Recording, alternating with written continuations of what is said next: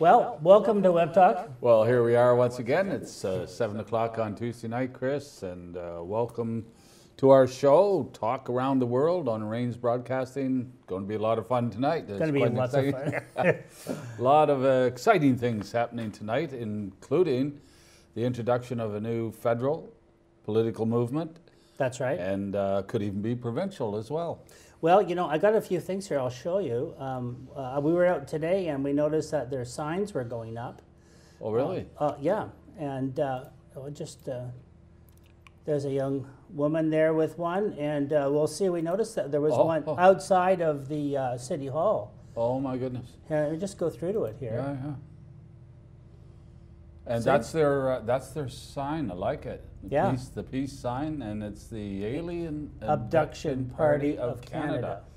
Well, this is going to be very interesting, and I understand you're going to make a link with the leader. We're going to be able to talk to. We're going to try to contact the mothership and talk to the commander. You'll notice right here that our other compatriot Brian Wilford from Oceanside Star ended up with a lawn sign. He wouldn't tell me who he got it from. And we noticed them going up today like mushrooms here. It's on the highway coming into Parksville. And, and right in front of James Lunny's sign.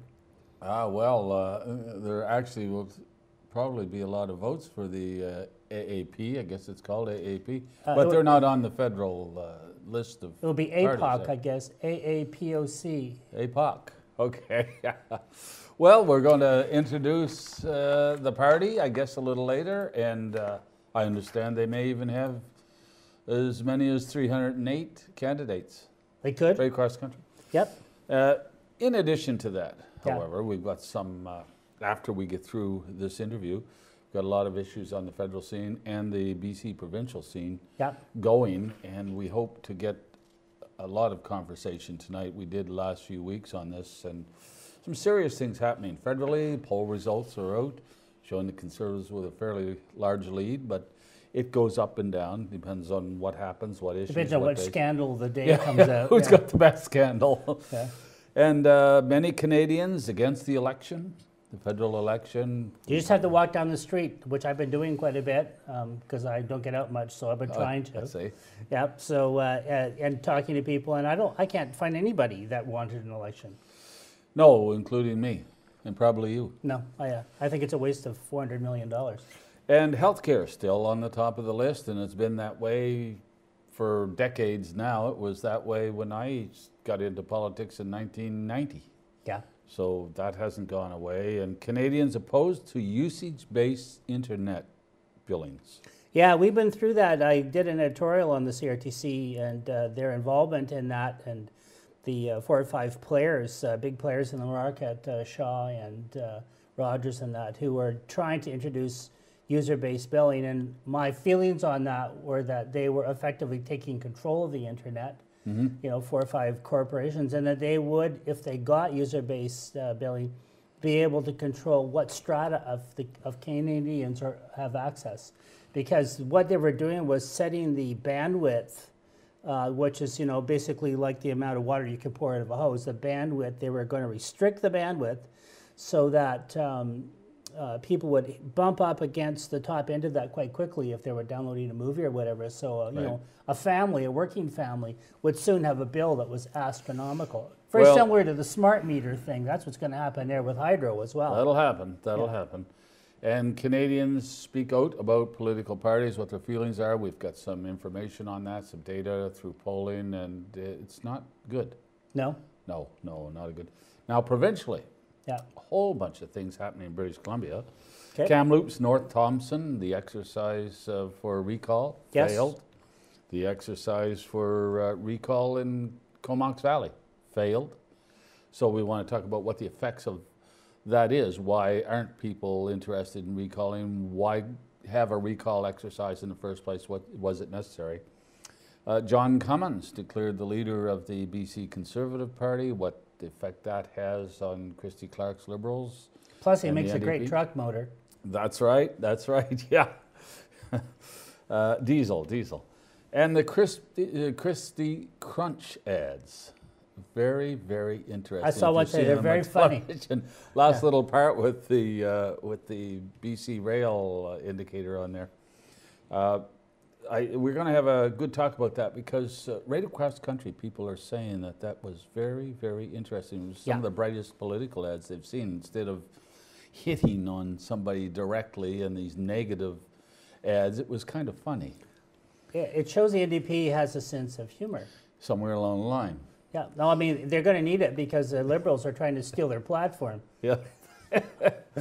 And the federal election interferes with provincial plans, which is, again, set them back, I think, in British Columbia substantially because there can't really be an effective election until the fall of 2011, if indeed it comes then, because there's November elections for municipalities right after that. So people are getting elections. We're getting out. slammed. Yeah, absolutely. Yeah, and Angus Reid polls for British Columbia are out. The first policy decision of the Clark administration, which was a very interesting one on minimum wage. Was it good? What effect does it have on business, in particular restaurants, that sort of thing? And the Vancouver Point Grey by-election called because Gordon Campbell stepping down, and what effect that will have on Christy Clark, who has to win that. And now with John Cummins coming in with the BC Conservatives, there will be three parties fighting there, and that could be a very interesting race. I can just imagine Christy Clark camping outside the legislature. At least she'd be earthquake prepared. Well, that and more. I guess we're going to have quite a discussion here tonight. Please call us, email us. Yep, you can email us at webtalk@shaw.ca. You can see that on the bottom of the screen, and you can call us at 1-250-999-6810. The way the phones work, if someone's talking on the phone and someone else phones in, we will answer you, put you on hold, finish our discussion, and then move on to the next call. We can only hold a maximum of 2, so if you're calling and you're not getting through, you can email us at webtalk@shaw.ca with your phone number, and I will call you back as soon as we get through. So anybody that's interested in calling, it's 1-250-999-6810, and the email is webtalk@shaw.ca. Do we have anything else to discuss here? Well, let's go back on these federal poll results. Very, very interesting. The Conservative Party having 37.6% support, according to a CTV Globe Nanos poll released just recently. The Liberals second place, 26.2, and the NDP with 18.2. The Bloc, the Separatists, only in Quebec at 10%. Now, 10% is a lot more because that's a national number, and they only run in Quebec, so that's kind of an interesting number. And the Green Party at 6.8%, which means that although Harper is in a majority territory on a total global vote, I would say he's fighting for that. That's not going to be a slam dunk. Yeah. We're liable to end up with exactly what we've got today, minority government. And here we've had 4 elections in 7 years at $300 million an election. That's $1.2 billion in elections in 7 years. That's a lot of programs. Oh, yeah, it sure is. And what happens if it ends up to be another minority government? Are we headed for an election 2 years from now in 2013? So I don't know. Guys, I would suggest you get along a little better somehow and make this thing work. It hasn't been that bad for the country at this point. We haven't seen a great catastrophe happen because there's a minority government. And I don't think the public is in any mood for a 5th election. But they weren't in any mood for it in the beginning. I don't understand why they did it.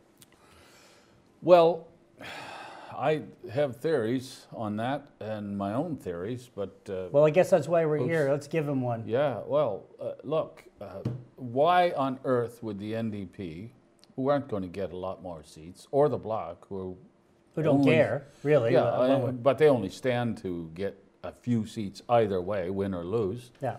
Why on earth would they vote to bring the government down and have an election? The only theory I can come up with, knowing the House of Commons and how it runs, would be that quite frankly, all those backbenchers in the opposition are bored. And the only time they get some profile as individuals, they get out there in the hustings and compete in an election. Talk about being disconnected from reality.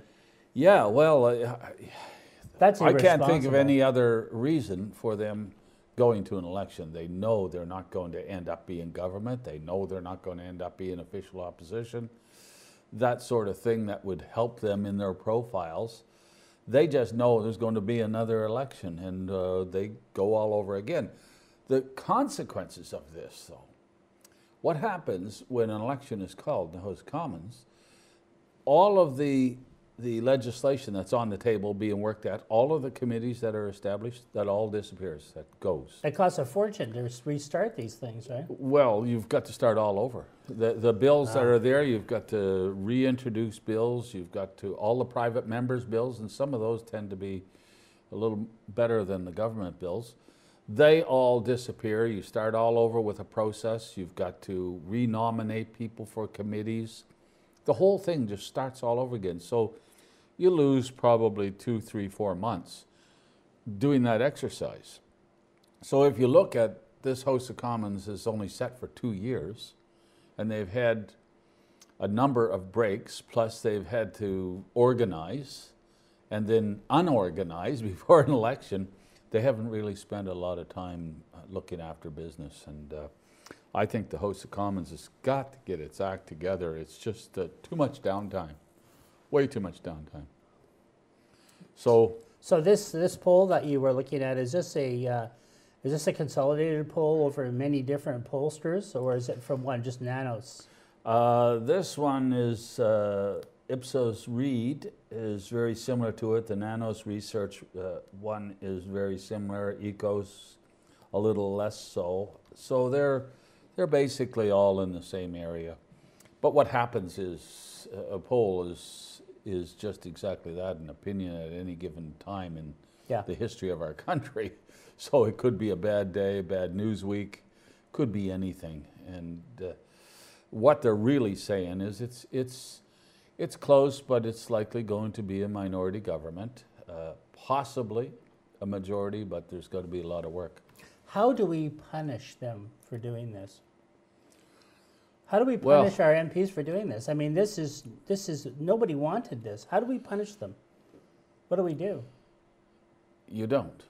You don't. I don't think there's a way to punish people by everybody coordinating an effort to unelect individuals, because there's 308 of them. How do you punish the Bloc Québécois for voting against the government when they only represent areas in Quebec? I expect them to do that, though.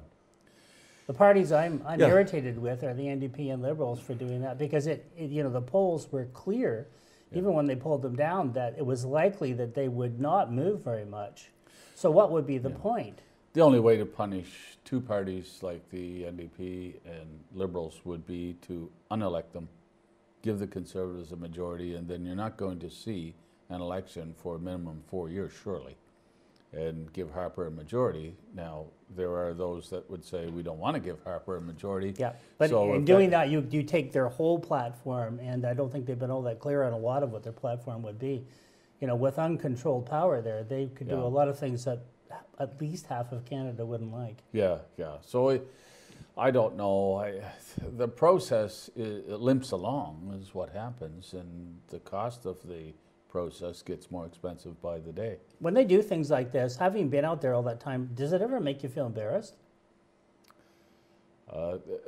Not embarrassed. I wouldn't use the word embarrassed. I would use the word frustrated, to see time and time again if some small thing doesn't work, relatively small in our world, maybe big down when 100 miles around Ottawa, they might consider it big, but in our world of reality, of cost of rising prices, of health care and all those things that people care about, we see these kind of little trivial things that cause an election as minor. Well, I mean, how much did you say, $1.2 billion over these last 7 years or whatever? Yeah, $1.2 billion over 7 years. How much would that have helped healthcare if they could have put that into the healthcare system? no matter whose platform it was running. You know, if they had just injected that into the system, they are wasting huge dollars here. Yeah, and the consequences of that is it's just another day for politicians, but the rest of us have to pay taxes to pay for this. And that's wrong. That's wrong. So if they don't get a majority this time, the Conservatives that is, I think that the message has to be very clear from all the voters in Canada to tell these guys to sit down, work out your differences, and get the business of running Canada done. Yeah. And stop calling elections. After all, every municipality in Canada and every school board in Canada or hospital board, they aren't party affiliated. So we have a call. Well, put them on. Hello. Hello there, it's Lee McPherson calling. Audrey asked me to phone. Yeah, no problem. Yep. Hi, Lee. How are you? Good. You want to talk? Actually, I think I'll just listen for a few minutes. Oh, okay. Sure. We were talking about the federal election and was it necessary and why, I guess, Lee. And my opinion is that it's not necessary, and the average person in this country deems it not necessary. And I guess, yes, you can have principled issues of differences in the House of Commons, but to call an election worth $300 million over them, I just believe politicians have to work out their differences. And I don't know, maybe I'm a minority in this case, but I haven't met anybody, Chris, that wants an election. No. Well, how about you, Lee? Do you want an election? I do, but I am biased, as those of you who've read my blog space probably know. Well, why don't you just tell people what your bias is, because some people won't have actually read your blog space, even though we did. My bias is considerably to the left of most people in the country, and that's probably why my party will not get elected anytime soon. Who's your party? But it's NDP. The NDP. But I do keep hoping. Well, they may not form a government, but they're certainly going to win seats. They're going to have some influence, yeah, and I hope it will be an influence for the good. But what? Let me ask you a question, Lee.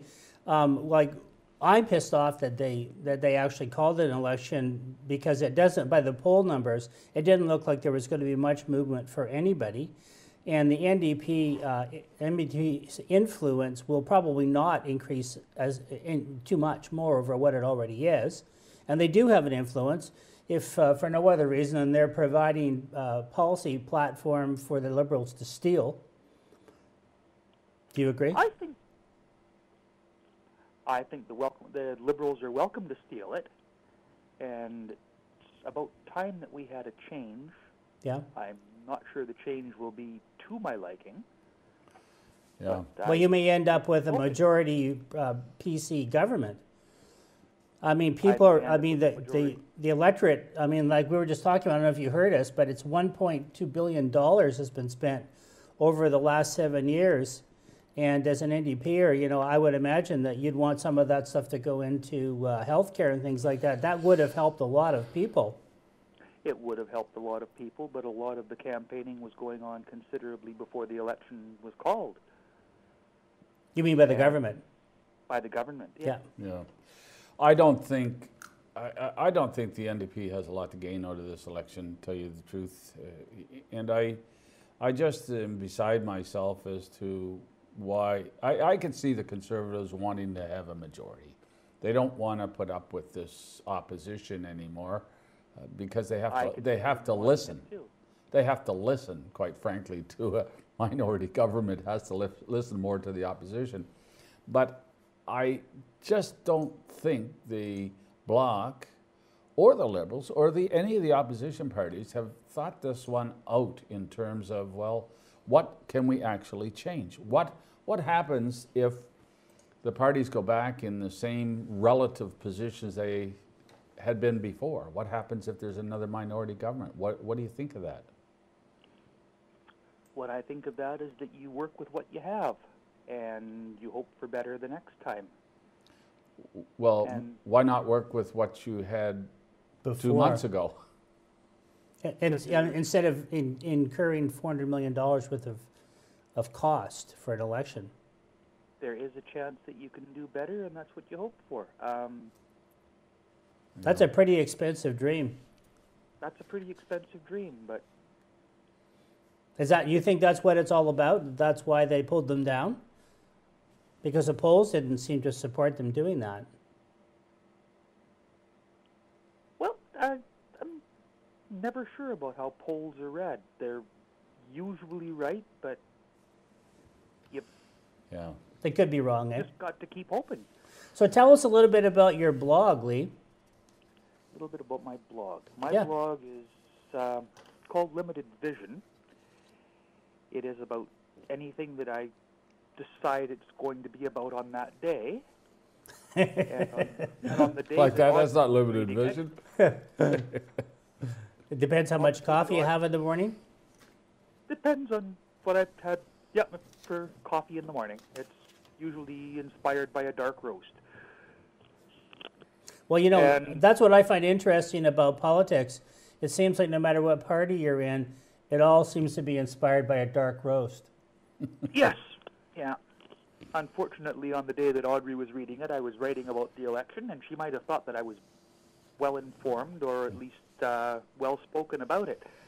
To be perfectly honest, in spite of the fact that I'm speaking over my telephone, I'm having a little bit of mic fright right now. Hey, are you nervous? Oh, yes. Hey, Lee, tell me this. You must have some information on this and some experience. We were going to talk a little later about Canadians strongly opposed to usage-based internet billing. It's come up in several polls, and it's quite an issue. And I think everybody's pretty much agreed, except for the people who are going to benefit by the billing, that it's a lousy idea. Yeah, don't you think it's going to happen anyway? I'm not. I don't like it either, but I just been around so long on these kind of issues to find out that they introduce it, they fall back on it, they introduce it again, and after the third or fourth time, you find you got it in your face and you're getting it. I'm still hearing a lot about it, but I'm afraid that, like many issues, it's going to become one that we wear out, and we're going to go on to the next thing, and we're going to find that we are being billed for our usage. Yeah, that's what I'm saying.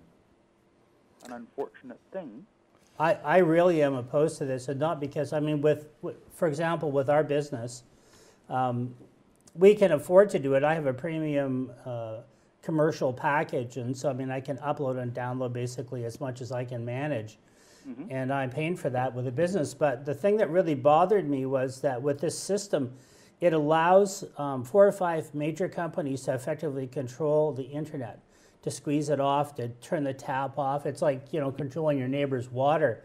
And it really hurts young families who are struggling financially with their kids who, you know, everybody's using the internet. Of course, people are watching movies and stuff, but also it's a big educational tool now. And kids are doing their homework and stuff. And so families that have financial burden are not going to be able to afford that. And so there's going to be a whole swath of people sort of cut off. And the internet's so integrated into our lives now, that's effectively alienating a whole swath of people who just frankly can't afford it. And that's disgusting. Well, it's not only the way that we get our information for our book reports and homework, it's also the way that most of us get our news these days. Well, that's what, I mean, you're getting it right now from us through the internet, right? Yep. Yeah. And it goes all over the world. It's an effective tool. And the thing is, if these parties can control that, like most of the companies have been cited at one time or the other with messing with bandwidth and messing with the, you know, with their competitors and things like that, and you know, businesses like ours and businesses that use the internet get hurt by that because, you know, they can create some serious problems. I don't know. I think that we need to fight hard to make sure that the internet stays open, or you may not be able to do this one day. I think we need to maintain the interest then and keep making noise, and thank you for reminding me of that. Lee, are you a British Columbia resident? I am. And if you support the NDP, you must be relatively happy with the introduction of the BC Conservatives, because many people say, well, they're going to split the vote and the NDP are going to get in. Would you share that opinion?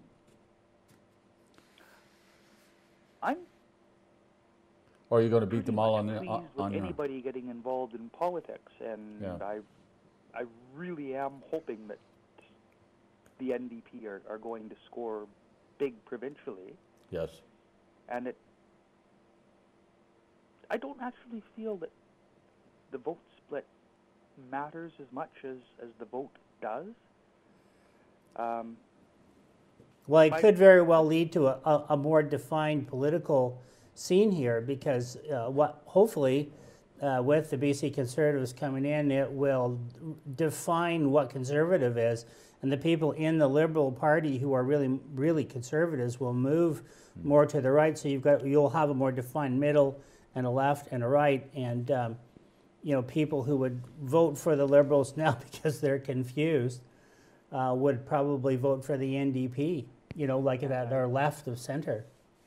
It might help the NDP quite a bit. It's absolutely splendid that people will be getting out to vote for something rather than against it for a change. Yeah, that's a good comment, and I agree wholeheartedly with it, because about 50% of the population of British Columbia didn't vote last time. Yeah. And I would like to see, regardless of what party they vote for, I would like to see people participating more. And I think the reason why you don't get a lot of participation, like in the federal election right now, is because they hear politicians just ramble on about things they're uninterested in.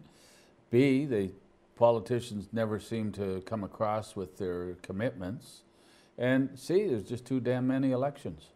Yeah, people are burned out on it. It's like, they can get giving burnout as well. When people have to give too much and to think too much, they get tired. And it's right in the middle, for God's sakes, of the playoffs.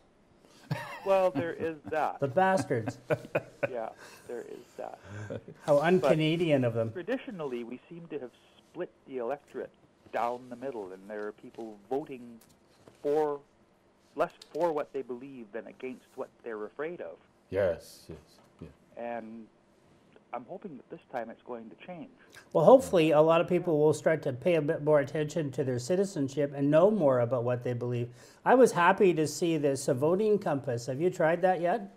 I haven't, no. The voting compass, the CBC, they're using our money to do something, and finally did something I think might be helpful.